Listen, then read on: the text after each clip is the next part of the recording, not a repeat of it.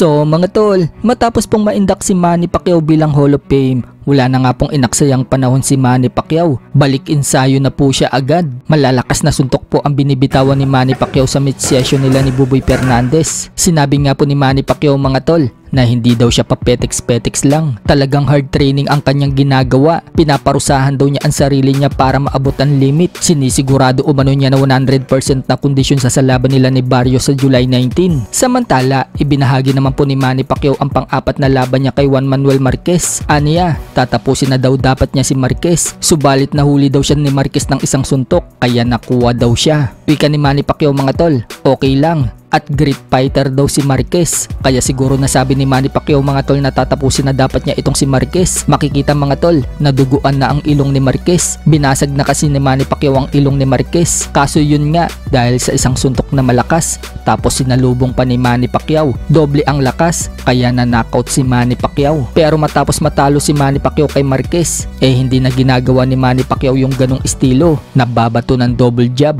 Gawin man ni Manny Pacquiao yan, agad siyang yumuyuko para hindi siya makounter. Sa kabilang banda naman mga tol, nagkita po si Manny Pacquiao at dati niyang promoter na si Top Rank CEO Bob Arum sa ginanap na Hall of Fame event. Niyakap nga po ni Bob Arum si Manny Pacquiao at nagbigay sila ng respeto sa isa't isa. Sa isang interview mga tol, todo papuri itong si Bob Arum kay Manny Pacquiao. Sinabi po kasi ni Bob Arum mga tol na paborito niya umunong fighter si Manny Pacquiao at Michael Nunn na pares na na-induct bilang Hall of Fame. Tinawag pa nga ni Bob Arum na marvelous itong si Manny Pacquiao. Terrific nga daw itong si Manny Pacquiao mga tol at alam daw niyang babalik si Manny Pacquiao sa boxing, kaya wish niya na swertihin si Manny Pacquiao sa labang kay Barrios. Dagdag pa ni Bob Arum mga tol, wala na nga daw tatapang pa kay Manny Pacquiao at dedikasyon, kaya kung ano man ang parangal na matanggap ni Manny Pacquiao, deserve daw niya ito. So ganyan nga po pinuri ni Bob Arum mga tol ang dati niyang alagang si Pacquiao. Pagdating naman sa Hall of Fame speech ni Manny Pacquiao, binanggit din niya itong si Bob Arum. Nagpasalamat si Manny Pacquiao kay Bob Arum